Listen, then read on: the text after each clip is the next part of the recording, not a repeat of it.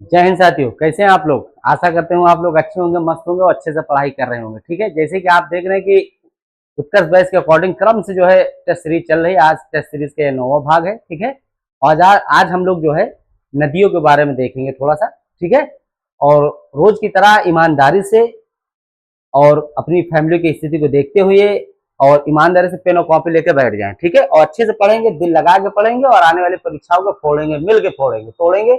और इसी प्लेटफॉर्म से खड़े होकर आपको दिखाएंगे, जितने भी बच्चे सिलेक्शन होंगे यही बुलाया जाएगा। ठीक है, ईमानदारी से पढ़े और साथ देते रहे। ठीक है, तो चले शुभारंभ करते हैं। आज पहला क्वेश्चन देखते हैं भाई। पहला क्वेश्चन आपके सामने है। सॉरी, कोसी नदी को किस राज्य का शोक जो है कहा जाता है, जहां हर साल भीषण बाढ़ आती है। ठीक है, को कोसी नदी को किस राज्य का शोक कहा जाता है, जहां हर साल भीषण बाढ़ आती है। बताए भाई, इसका आंसर देने की कोशिश करें। ऑप्शन है उत्तर प्रदेश, बिहार, झारखंड और पश्चिम बंगाल। बड़ा लोकप्रिय क्वेश्चन है, ये तो आना ही चाहिए भाई। ठीक है, जल्दी से आंसर दे दे फिर।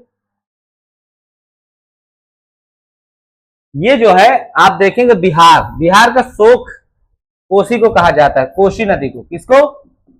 कोसी नदी को। ठीक है, क्यों कहा जाता है? यह जो है बार बार मार्ग बदलने के लिए जानी जाती है, बदलने के लिए जानी जाती है। क्यों बदलती है ये भी जान लो। क्योंकि जो है इसके रास्ते में बहुत अधिक गार्ड आ जाने के कारण ये हमेशा जो है मार्ग बदलती रहती है। और मार्ग, ये इसका जो टर्निंग मार्ग है ये कई किलोमीटर के मोड़ लेती है। ठीक है, तो जब ये कई किलोमीटर के मोड़ से ये मार्ग बदलती है तो इसमें बहुत से गांव आते हैं। ठीक है, बहुत से बस्तियां आ जाती है, जिसके कारण ये तबाही का कारण बनती है। कौन सी नदी? कोसी नदी। ठीक है, क्लियर। ये कोसी नदी बार बार मार्ग बदलती है। मार्ग क्यों बदलती है? क्योंकि इसके मार्ग में गार्ड, बहुत अधिक गार्ड आ जाते हैं। तो और ये जब मोड़ लेती है तो इसका जो मोड़ करने टर्निंग पॉइंट है ये कई किलोमीटर है, तो इसके बीच में बस्तियां जो आती हैं वो तबाह हो जाती हैं। ठीक है, यही कारण है कि बिहार का शोक कोसी नदी को कहा जाता है। ठीक है, आई थिंक आप लोग समझ गए होंगे। चले नेक्स्ट क्वेश्चन हम लोग देखते हैं। भूकंप की तीव्रता मापने वाले यंत्र को क्या कहा जाता है? पता है भाई, भूकंप की तीव्रता को मापने वाले यंत्र यानी मशीन को क्या कहा जाता है? बैरोमीटर, सिस्मी सिस्मी सॉरी सिस्मोग्राफ, लेक्टोमीटर, थर्मामीटर। बताए भाई, बड़ा इजी क्वेश्चन है, जल्दी से आंसर दे दे फटाक से।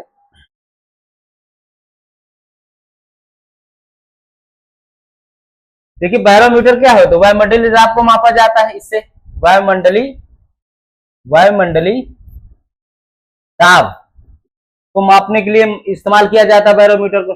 और इलेक्ट्रोमीटर दूध की शुद्धता मापने के लिए। थर्मामीटर ह्यूमन जो है तापमान नापने के लिए।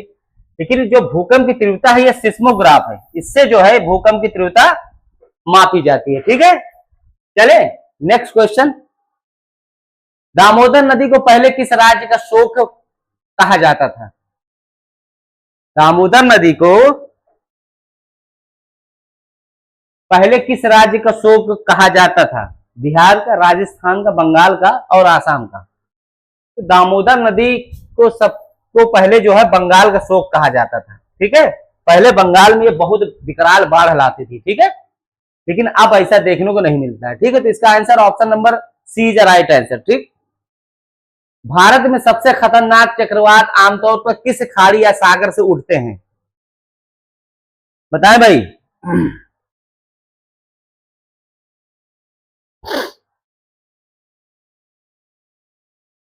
भारत में सबसे खतरनाक चक्रवात आमतौर पर किस खाड़ी या सागर से उठते हैं? बंगाल की खाड़ी, अरब सागर, लाल सागर या मृत सागर। तो इसका आंसर होगा बंगाल की खाड़ी। ठीक है, बंगाल की खाड़ी। ठीक है, क्लियर। कई बार इसके बारे में डिस्कशन हो चुका है। ठीक है, तो इसका आंसर बंगाल की खाड़ी होगा। ठीक है, पहाड़ों पर जमी हुई बर्फ का तेजी से नीचे की ओर खिसकना क्या कहलाता है? भाई खिसकना नीचे को क्या कहलाता है? जो स्खलन होता है, स्खलन, ठीक है, ये जो स्खलन जो लिखा हुआ है, ये इसका मतलब होता है नीचे की ओर खसकना या गिरना। अब इसमें बर्फ को ऐड कर दीजिए, भूस्खलन नहीं, हिमस्खलन, चक्रवात, मृदा, हिम, हिम को इसमें जोड़ दीजिए, प्लस इधर हिम कर दीजिए, हिमस्खलन। तो क्या होगा? Option number B is right answer. पहाड़ों से जमी हुई बर्फ तेजी से नीचे की ओर गिरती है, यानी हिमस्खलन, तो उसे क्या कहा जाएगा? हिमस्खलन ही तो कहा जाएगा। Option number B is right answer, ठीक है। चलें, राष्ट्रीय आपदा प्रबंधन प्राधिकरण का मुख्य अध्यक्ष कौन होता है? बहुत ही इंपॉर्टेंट क्वेश्चन है भाई, वेरी इंपॉर्टेंट, ठीक है। चले भाई, इसका आंसर दीजिए। राष्ट्रीय आपदा प्रबंधन प्राधिकरण एनडीएमए का मुख्य अध्यक्ष कौन होता है? बताएं, इसका आंसर क्या होना चाहिए?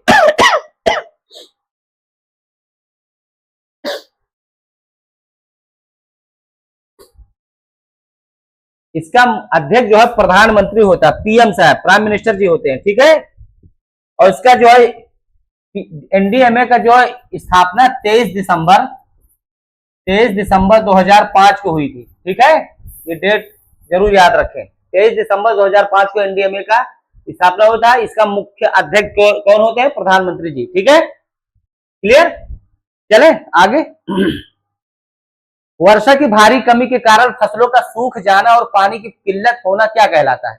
ये तो जो है क्वेश्चन से आंसर दिख रहा है, बता सकते हैं आप आसानी से। भाई वर्षा की भारी कमी के कारण फसलों का सूख जाना और पानी की किल्लत होना, बाढ़, सूखा, सुनामी, भूस्खलन, जाहिर सी बात है सूखा होगा। भाई वर्षा बहुत अधिक दिनों तक नहीं होगी, पानी की किल्लत होगी तो क्या होगा? सूखा ही तो होगा। तो option number B is the right answer. अगला, वर्ष 2004 में भारत के तटीय इलाकों में किस तारीख को विनाशकारी सुनामी आई थी? बहुत विकराल सुनामी आई थी भाई, बताएं। 15 अगस्त, 26 जनवरी, 26 दिसंबर या 2 अक्टूबर?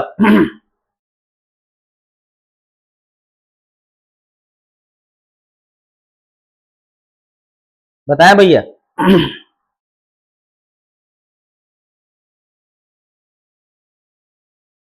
ये 26 दिसंबर को ये जो है घटना घटित हुई थी, ठीक है। इंडोनेशिया के जो है इंडोनेशिया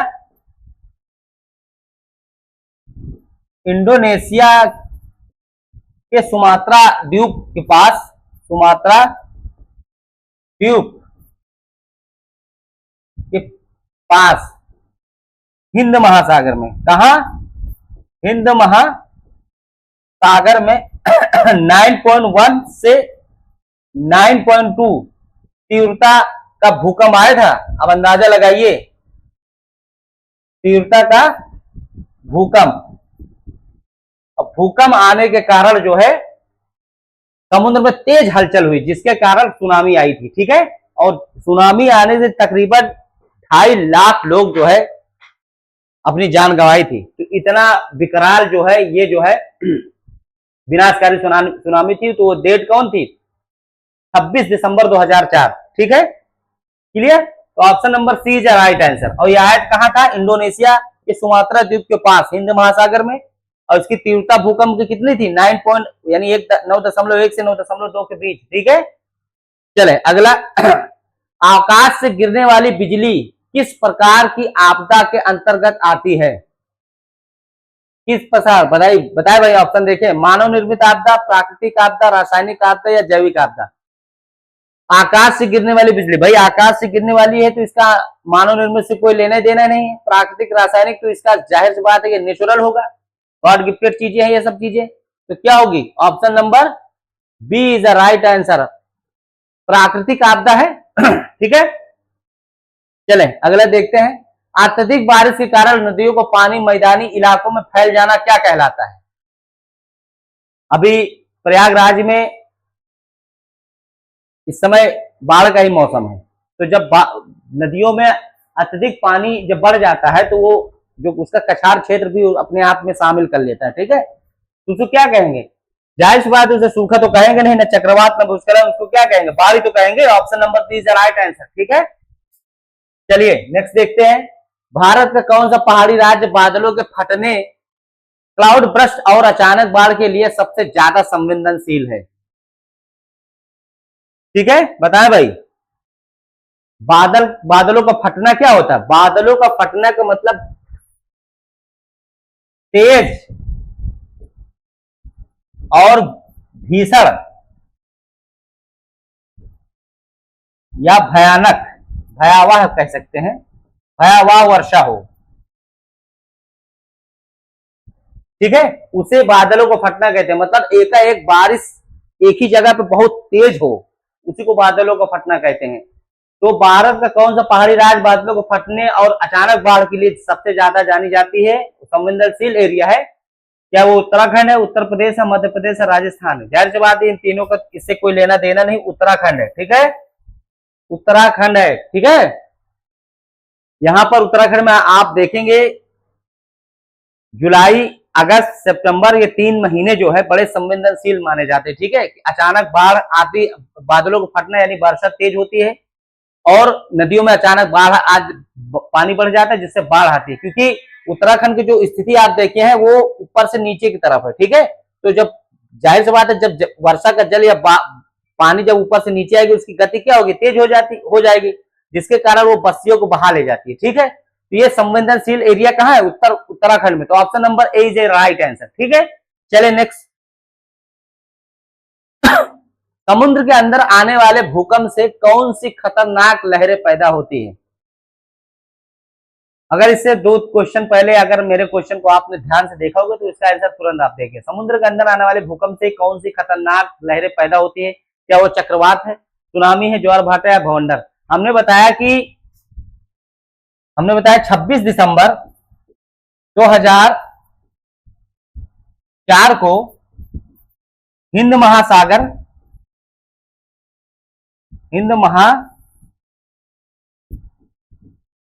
सागर के पास इंडोनेशिया, कहा? इंडो इंडोनेशिया के सुमात्रा द्वीप पर, कहां पर? सुमात्रा द्वीप के पास 9 यानी 9.1 से और 9.2 तीव्रता का भूकंप आया था, और जिसके कारण समुद्र में हिंद महासागर में जो है लहरें जो है उत्पन्न हुई और वही जो है सुनामी का कारण बनी, ठीक है। तो समुद्र के अंदर आने वाले भूकंप से कौन सी खतरनाक लहरें पैदा होती है? तो वो उसे क्या कहा जाता है? सुनामी, ठीक है, क्लियर। चले अगला क्वेश्चन देखते हैं हम लोग। भारत में आपदा प्रबंधन अधिनियम डिजास्टर मैनेजमेंट एक्ट किस वर्ष पास हुआ था? जल्दी से क्वेश्चन का आंसर दे भाई।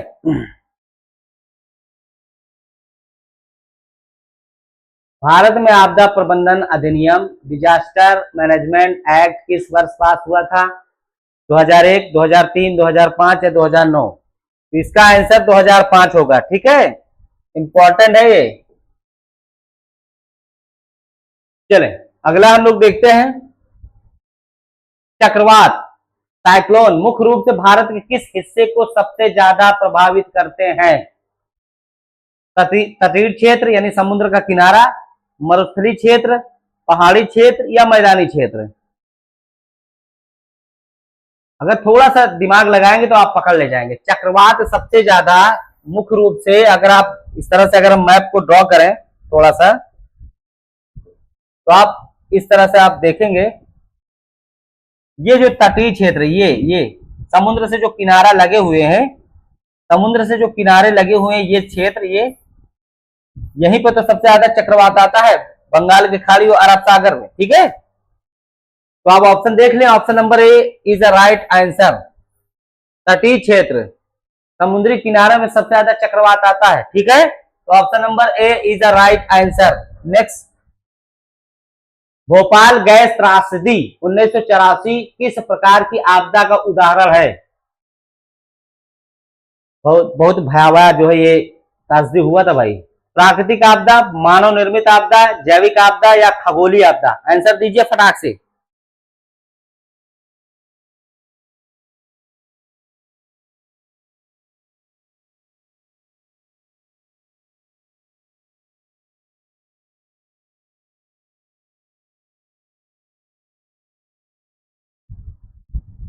ये जो आपदा हुई थी ये मानव निर्मित आपदा है, क्योंकि ये जो कंपनी बनाई बनाई मानव द्वारा बनाई गई थी। और ये आपदा आई कब थी? 2 और 3 दिसंबर।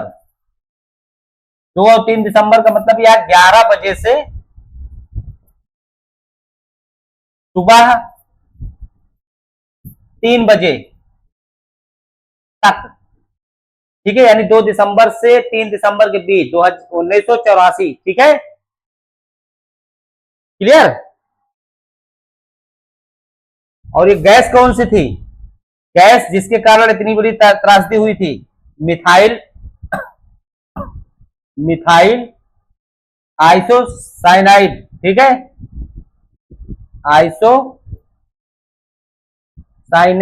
ठीक है, जिसको बोलते हैं MIC, MIC, ठीक है। तो कब हुआ था ये? 2 से 3 दिसंबर, 11 बजे से सुबह 3 बजे तक। अगर ऑप्शन में 2 3 में अगर दोनों तो होगा नहीं, एक ही होगा, या 2 3 करके दोगे तो सटीक आंसर ये होना चाहिए, ठीक है।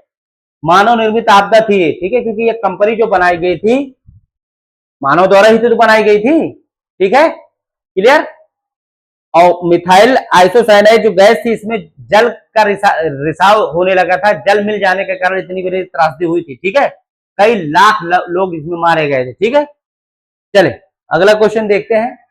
भूकंप की तीव्रता मापने के लिए किस पैमाने या स्केल का उपयोग किया जाता है? ठीक है, भूकंप की तीव्रता को मापने के लिए पैमाना स्केल का नाम क्या है बताएं बस। Meter scale, Richter scale, Celsius पैमाना या डेसिबल स्केल।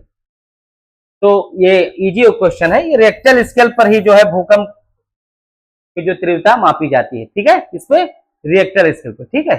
चले अगला देखते हैं। पहाड़ों पर से अचानक बहुत सारी मिट्टी और पत्थरों का नीचे गिरना क्या कहलाता है? भाई हमने कहा था ना कि स्खलन का मतलब क्या होता है। हमने कहा था स्खलन जो है, स्खलन का मतलब होता है नीचे गिरना, नीचे गिरना या खिसकना, स्खलन। अब पहाड़ों पर से अचानक बहुत सारी मिट्टी और पत्थरों के नीचे, अब इसको ऐड कर लीजिए। मिट्टी मतलब भू, पत्थर भू, भू मतलब जमीन पर ही है, मिट्टी भी, इसमें भू ऐड कर लीजिए। अब इसको मैच कराइए, भू सूखा, चक्रवात, भूस्खलन, बाढ़। तो देख लीजिए भू प्लस स्खलन है, भूस्खलन है। Option number C is right answer, ठीक है। चलिए अगला देखते हैं। बहुत दिनों तक वर्षा न होने पर कौन सी प्राकृतिक आपदा होती है? इसमें तो इजी है, तो आसानी से हो जाएगा। भाई बारिश न हो तो क्या होगा? बाढ़ तो होगा नहीं। सूखा, सुनामी, हिमस्खलन, जाहिर सी बात है सूखा होगा, ठीक है। चले अगला देखते हैं। राष्ट्रीय आपदा मोचन बल NDRF का मुख्य काम क्या होता है? बताएं भाई। चुनाव करवाना, आपदा के समय लोगों को बचाना, सड़कें बनाना या कर टैक्स वसूलना। बताएं इसका आंसर क्या होगा?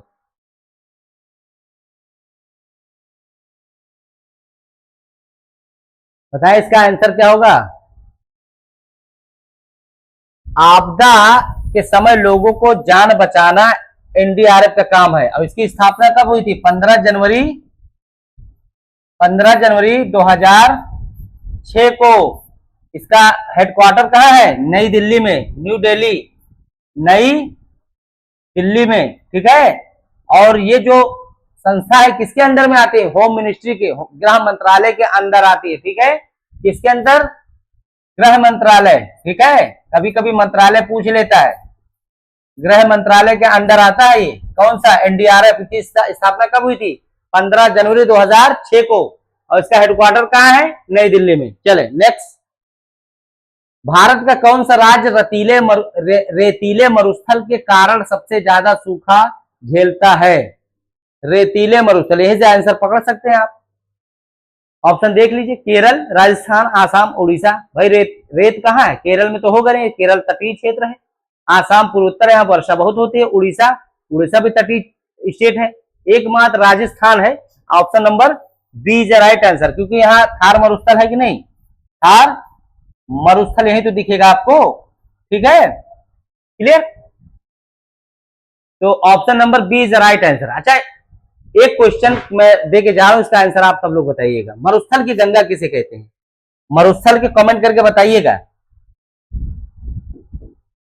मरुस्थल की गंगा